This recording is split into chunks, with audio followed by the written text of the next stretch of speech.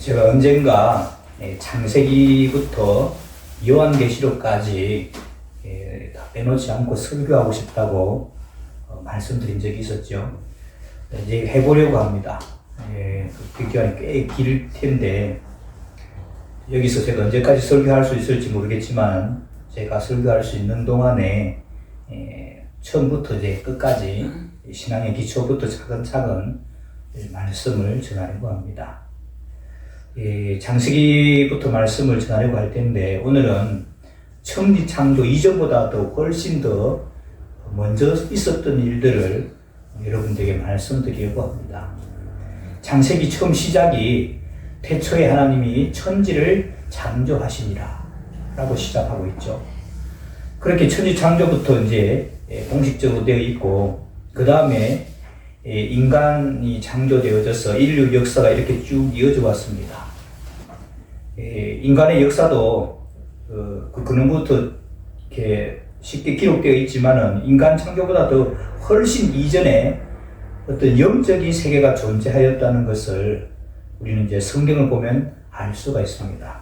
자세히는 없지만은 성경 곳곳에 영적인 세계를 창조하였다는 그런 흔적들이 나와 있습니다. 그래서 이 문제를 먼저 살펴보고 창세기로 들어가야 될 것 같습니다. 왜냐하면은 창세기 3장에 가면은 벌써 뱀이라는 이름으로 사탄이 등장하기 때문입니다. 이 정체에 대해서 우리가 잘 모르면 성경을 배워나가는데 어려움이 있겠다 이런 생각을 하게 되는 것이죠. TV 드라마를 보면 항상 한 여자를 두고 또는 한 남자를 두고 두 사람이 서로 얽히는 것들을 많이 봅니다. 이런 관계를 무슨 관계라 그럽니까? 삼각관계. 드라마를 많이 보시는 것 같아요. 삼각관계. 이 삼각관계가 없으면 드라마가 재미가 없죠. 우리 인생도 이 삼각관계로 얽혀져 있습니다. 첫째는 사람이죠. 그리고 두 번째는 하나님. 그리고 그 다음은 사탄입니다. 문제는 하나님이 눈에 보입니까? 안 보입니까? 안 보입니다. 사탄은 눈에 보입니까? 안 보입니까? 역시 안 보입니다. 근데 존재는 하죠. 보이는 것은 사람밖에 보이지 않습니다. 그래서 인간의 역사는 하나님과 사탄과 이 사람이 섞여져서 역사가 이루어져 가는데 하나님이나 사탄이 우리 눈에 실제적으로 보이지 않습니다.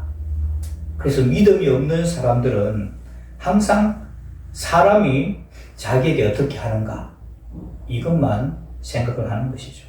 그러나 믿음을 가진 사람들, 영적인 세계가 있다는 생각하는 사람들은 항상 사람 뒤에, 그 사람 배후에 영적인 세계를 볼 줄 아는 겁니다. 영적인 세계를 모르면 늘 사람이 원수가 되기도 하고 또 사람 때문에 상처받기도 하고 그렇게 되는데 우리가 영적인 세계를 안다면 그 사람 배후에서 역사하는 그 영적인 세계가 있다는 것을 알기 때문에 사람에게 쉽게 상처받지 않고 사람에게 쉽게 동요되지 않게 된다는 것이죠. 그래서 오늘은 이 영적인 세계의 창조에 대해서 좀 말씀을 드리려고 합니다. 오늘 우리가 봉독하고 함께 읽었던 이 에스겔 성경 본문은 BC, 주전이라고 그러죠. BC 587년이나 588년 정도 되었을 때 에스겔이 하나님의 말씀을 받아서 기록을 했습니다. 이 당시에 굉장히 사치스럽고 잘 살고 또 교만한 사람들이 이스라엘 나라 조금 북쪽에 두로라는 나라에 살고 있었습니다. 얼마나 잘 살았던지 온 지중해 무역이 이쪽으로 집중이 되고 돈도 다 집중이 되고 생활 수준이 최고로 높았습니다.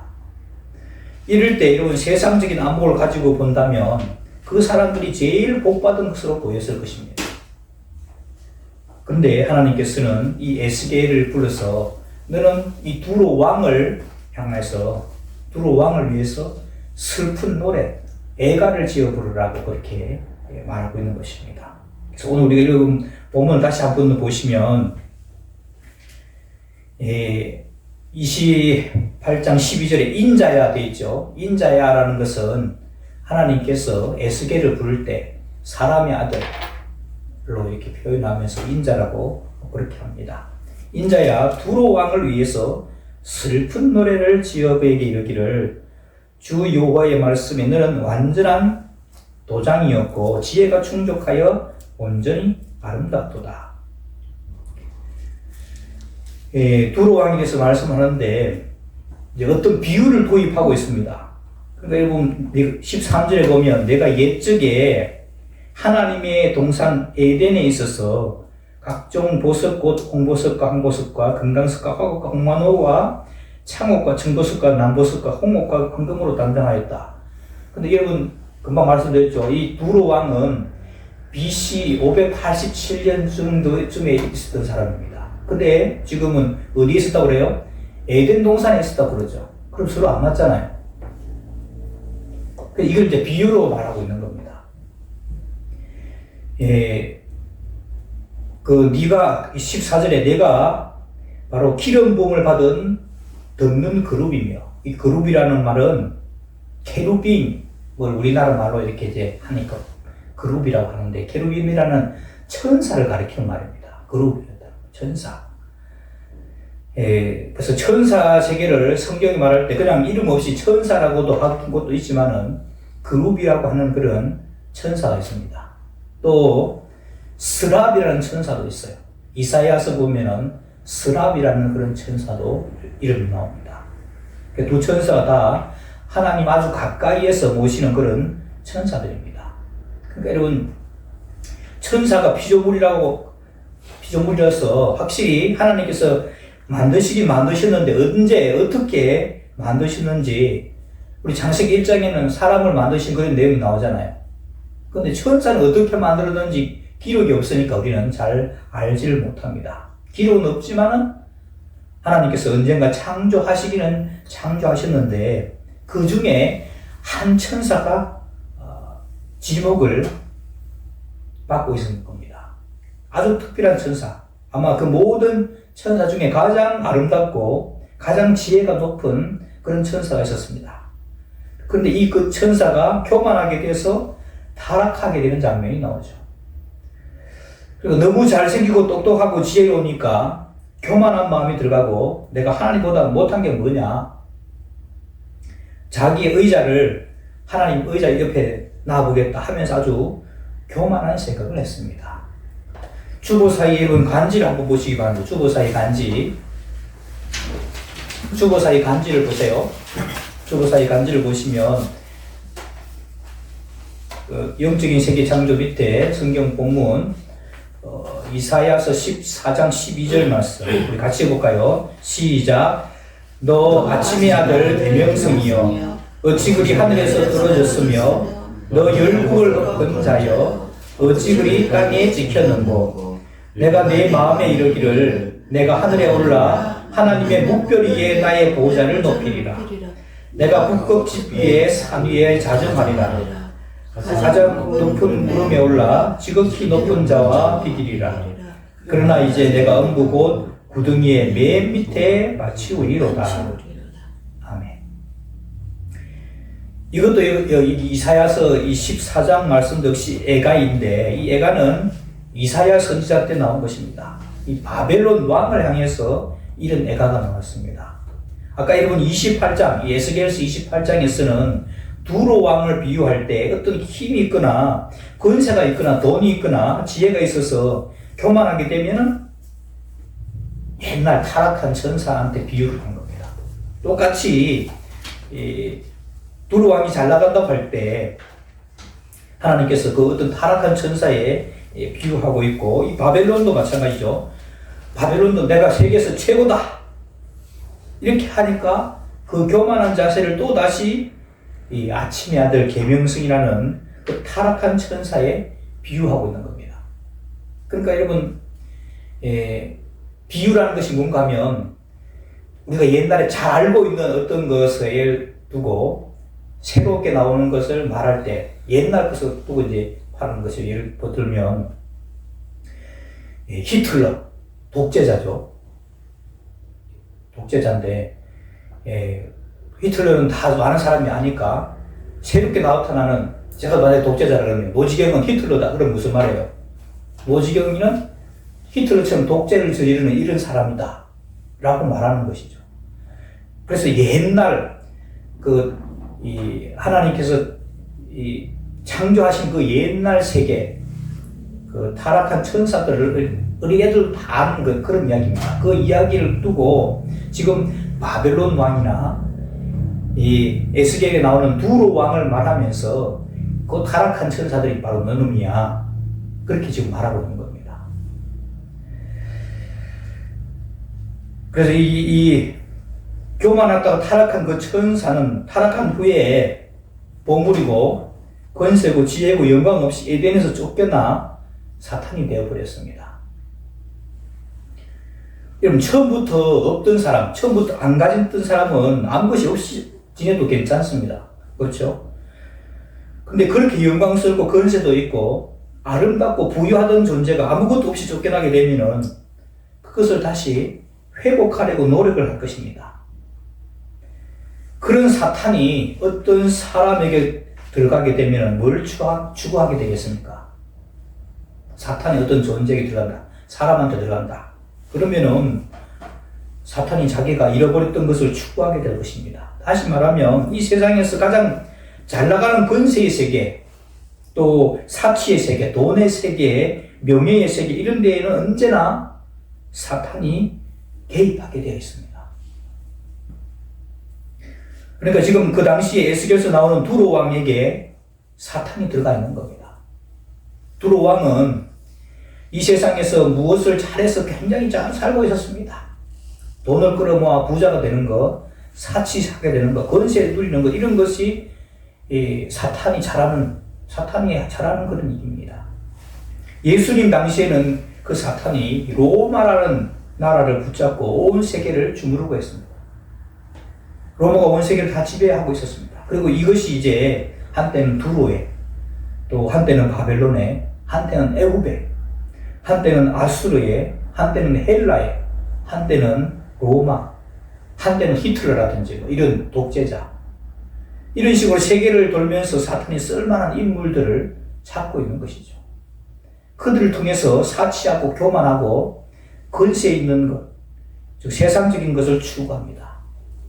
이것을 성경은 세상적이고 정욕적이고 육신적이고 물질적이고 마귀적이다고 이렇게 말합니다. 그러니까 여러분, 하나님께서 주셔서 풍성하게 누리게 되는 그런 길이 있는가 하면은 사탄이 들어서 풍성함을 누릴 수도 있습니다. 사탄은 하나님의 동산에서 원래 그렇게 영광을 받고 있던 그런 존재였습니다. 그게 다 빼앗기고 나니까 집요하게 그런 것을 추구하는 것이죠. 그러니까 예수님도 안 믿으면서 잘 살고 사치하고 권세를 누리고 있다. 그런 거 여러분 너무 부러워하지 마시기 바랍니다. 바로 사탄이 그 사람을 통해서 자기가 못하는 것에 대해서 한풀이 하고 있는 것일 수 있다는 것이죠. 그래서 오늘 보면 그 28장 13절 말씀에 내가 지음을 받던 날에 너를 위하여 소고와 비파가 예비되었도다. 이 구절을 보고 이 사탄이 타락하기 전에 하나님을 찬양하는 일을 맡은 존재라는 그런 학설도 있습니다. 너를 위해서 소고와 비파가 예비되었다. 그렇기 때문에 사탄이야말로 음악의 천재라는 것입니다. 이문규 교수라는 분의 이야기에 의하면 사탄은 전자음악의 천재랍니다. 전자음악을 가지고 사람 영혼을 완전히 헷갈리게 하고 영혼을 팔아먹는 방면에는 앞장선다는 것이죠. 그래서 온갖 음악으로 사람 영혼을 타락시키고 영성을 완전히 파괴하는데 천재라는 겁니다. 따라서 우리가 이런 아무 음악이라든지 이렇게 들어서도 안 되고 그 음악이 우리의 영을 거룩하게 하는 음악인지 우리의 영을 혼탁하게 하고 파괴하는 음악인지 잘 살펴가면서 들어야 한다는 것입니다.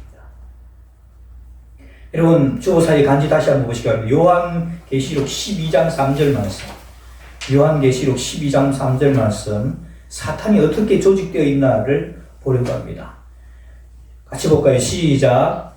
하늘에 또 다른 이적이 보이니 보라 한 큰 붉은 용이 있어 머리가 7이요 뿔이 10이라 여러 머리에 7 면류관이 있는데 그 꼬리가 하늘별 3분지를 끌어다가 강에 던지더라. 자, 여기 보면 붉은 한 용이 나오죠. 그래서 이 뱀이라든지 용은 사탄을 주로 상징해서 드러냅니다. 그래서 붉은 한 용이 있는데 머리가 몇 개이고? 7입니다. 머리가 7이고 뿔이 10개라는 것이죠. 그러니까 여러분, 사탄이 보통 존재가 아닌 겁니다. 천사들 중에서 가장 뛰어났다고 그랬죠. 하나님보다는 못하지만 사람보다는 훨씬 월등한 겁니다. 머리가 7이면 사람보다 훨씬 7배나 더 지혜롭다는 것이고, 뿔이 10개라는 것은 권세가 사람들보다 훨씬 더 강력한 권세를 가지고 있다 하는 것을 말하는 겁니다. 근데 이 사탄이 타락을 하면서 자기 혼자만 타락한 게 아니고 천사들 중 하늘별 3분지를 같이 데리고 타락을 했다 하는 근거가 되는 말씀이 여기 있는 말씀입니다. 그러니까 여러분, 이 사탄에 대한 그런 소스가 성경 말씀에 특히 구약에는 많이 없어요. 욥기에 좀 나오죠. 사탄이라는 존재가. 그리고 금방 우리가 에스겔에서 읽은 말씀, 또 이사야서 말씀, 창세기 3장에 가면은 뱀이라는 모습으로 사탄이 자기를 드러내고 있습니다. 근데 이제 이런 것들을 통해서 사탄에 대해서 우리가 어느 정도 알 수가 있는 거죠. 근데 여러분, 예수님이 딱 오시니까 바로 귀신들의 정체가 드러나고 사탄이 바로 이제 본인의 모습을 다 드러내죠. 근데 구약에서는 그게 감춰져 있는 겁니다. 그래서 이 귀신들이 이 함께 타락한 천사들을 다른 말로 하면 이 귀신들인 겁니다. 우리 이제 귀신들이 하면은 이제 막 죽은 사람들의 영혼이 귀신이라고 생각하는데 그게 아니고 천사들 중에 타락한 영들, 이게 귀신들인 겁니다. 귀신들은 온갖 존재로 둔갑을 하면서 사람들을 속입니다. 내가 네 할아버지다. 또 내가 네 할머니다. 이러면서 제사를 지내라고 그렇게 우깁니다. 또 어떤 귀신은 죽은 어린아이로 둔갑을 해서 점치는 사람에게 들어가지고 동자신이라고 그러죠. 배고프다, 또 옷이 없다, 막 이렇게 하면서 사람들 속입니다. 그래서 이런 사탄은 하나고 단수로 되어 있고, 이런 두로왕에 해당되는 그 화강석 사이에서 왔다 갔다 하는 존재, 그리고 아침의 아들 계명성이라는 존재는 하나입니다. 그리고 천사들 중에 가장 높은 천사 사탄이 천사들 3분의 1에 해당하는 숫자를 함께 데리고 타락을 하는데, 이게 이제 악령들, 귀신들이 되는 것이죠. 근데 그 악령들도 가장 악독하고 무시무시한 것들은 하나님께서 무저갱 속에 가둬놨다고 합니다. 그리고 이 땅에 활동하는 것들은 그렇게 지독한 것들은 없습니다. 그러니까 땅에 왔다 갔다 하는 것들은 우리 집사님들이 예수 잘 믿나 안 믿나 감시하려고 시험하려고 하는 그런 정도로 가지고 있는 존재들입니다. 그러니까 예수님 믿는 사람들 진짜 예수 믿는가, 가짜로 예수 믿는가 시험할 정도로만 되는 그런 능력을 가진 이 귀신들이 있다는 것이죠. 여러분, 베드로후서 2장 4절 말씀 같이 볼까요? 베드로후서 2장 4절 말씀 같이 보면 시작. 하나님이 범죄한 천사들을 용서치 아니하시고 지옥에 던져 어두운 구덩이에 두어 심판 때까지 지키게 하셨으며, 그러니까 아주 악한 존재들을 어두운 구덩이에 던져서 거기 갇혀 있다는 것이죠. 유다서 6절 말씀도 보겠습니다. 유다서는 1장밖에 없어서 그냥 유다서 6절이라고 그렇게 하죠. 같이 봅니다. 시작. 또 자기 지위를 지키지 아니하고 자기 처소를 떠난 천사들을 큰 날의 심판까지 영원한 결박으로 흑암에 가두셨으며, 그러니까 땅에 나와서 제멋대로 활동이 안 되게 확실히 갇혀 있는 존재들이 있다는 것입니다. 그리고 이런 누가복음 8장에 가면 예수님께서 그라사인의 땅에 갔을 때 군대 귀신 들린 사람을 만나게 됩니다. 그 군대 그 귀신에게 거기서 나오라 이렇게 했더니 귀신들이 소리를 지르면서 말합니다. 지극히 높으신 하나님의 아들 예수여, 나와 당신이 무슨 상관이 있습니까? 당신께 구하노니 나를 괴롭게 마옵소서. 우리를 무저갱에 들어가게 하지 마옵소서. 대신에 돼지떼에게 들어가게 하옵소서. 그런 장면이 나옵니다. 그 기억나시죠? 이 구절에 의하면 이 땅에 있는 귀신들 중에는 점점 갈수록 더욱 악해지는 그런 것이 있습니다. 그런 것이 있는데 어느 정도 이상 넘었으면 넌 안 되겠다. 너 같은 거 있으면 세상이 유지가 안 되겠다. 그래서 수시로 묶어서 무적행위가 던져 넣는다는 말입니다. 그러니까 여러분 교회에 들락날락하고 여러분들을 깨이고 청소년들을 타락시키는 이런 것들은 그렇게 악한 영들이 아니라는 것이죠. 악한 귀신들이 아니라는 겁니다. 그저 우리가 정신 바짝 차리고 있으면 속지 않을 만한 그런 존재들이라는 말입니다. 그래서 성경을 보면은 하나님은 미쁘시고 의로우사 우리 연약함을 아시기 때문에 감당치 못할 시험 당함을 허락하지 아니하시고 시험 당할 점에 피할 길도 내신다. 그렇게 말씀합니다. 우리가 도저히 감당하지 못할 그런 귀신은 없다는 것이죠. 이 땅에는 온갖 귀신들이 가득하지만 참 믿음을 가지고 하나님 말씀대로 산다면 믿음을 가진 사람들이 반드시 이깁니다.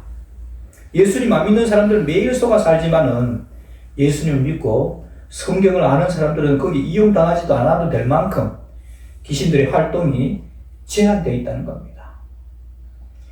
그간 무도한 귀신들은 일찍이 무적행위에 던져 가두어 놓았습니다. 그리고 악독한 것, 또 사람이 감당치 못하는 것은 수시로 묶어서 무적행위에 던져버린다는 것이죠. 그 사실 우리가 여러분 성경에서 확인할 수가 있는 겁니다. 그리고 더 감사한 것은 천사들은 우리를 돕는 분들인데, 돕는 존재들인데 그 천사들의 수가 귀신들의 수가 많다는 사실입니다. 천사들이 타락하기를 3분의 1만 타락했거든요. 나머지 3분의 2는 다 우리를 도우는 천사라는 것입니다. 여러분 구약 성경에 한때 엘리사라는 하나님의 종이 있었습니다. 이 하나님의 종 엘리사를 아람 군대가 둘러싸고 있었어요. 그러니까 엘리사의 종이 아이고 하나님의 종이여 우리가 좀 죽게 됐습니다 하고 막 덜덜 떨고 있으니까 이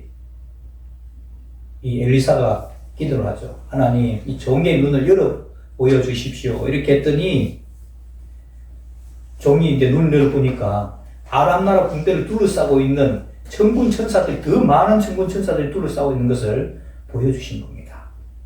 그래서 우리를 돕는 천사들이 훨씬 더 많다는 사실입니다. 여러분 마지막으로 야고보서 4장 6절에서 8절 말씀까지 한 절씩 보겠습니다. 6절을 제가 봅니다.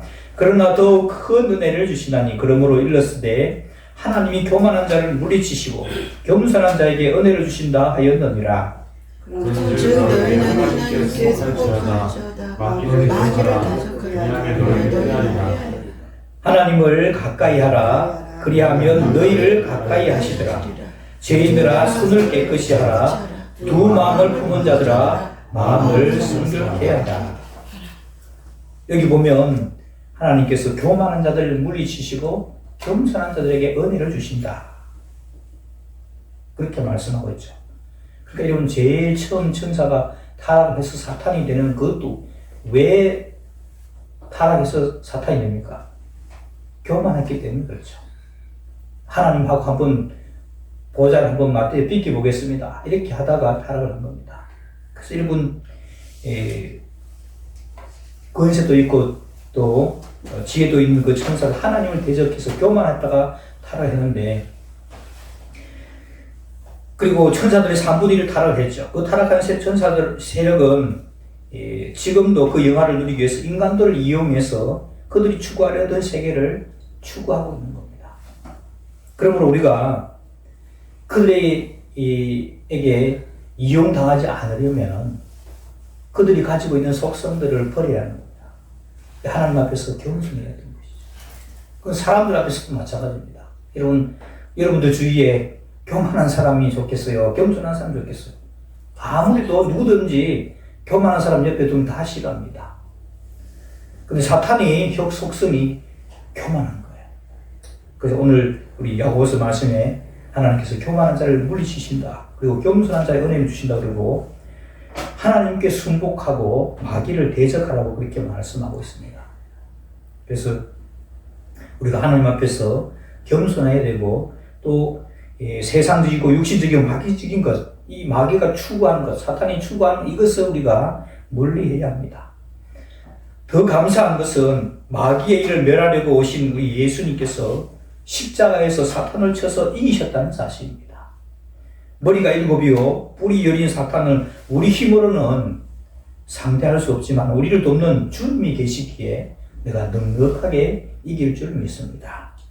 마귀가 추구하는 것을 멀리하고 하나님을 가까이 해서 사탄의 계계와 공격에서 우리 주님이 승리하신 것처럼 승리하시는 우리 모두가 다 되시기를 주님의 이름으로 축원합니다. 기도하겠습니다. 하나님 아버지, 오늘은 창세기를 살펴보기에 앞서서 천지 창조 이전에 창조한 영적인 세계가 있음을 살펴보았습니다. 오늘날도 사탄의 세력과 하나님이 있는 영적인 세계가 부딪히고 있음을 믿음으로 보게 하시고 우리를 돕는 영적인 세계가 훨씬 많고 크다는 사실을 생각하며 마귀를 대적하고 하나님을 가까이 하여서 매일매일의 삶이 승리하는 하나님의 사람들 다 되게 하여 주옵소서. 예수님의 이름으로 기도하옵나이다. 아멘.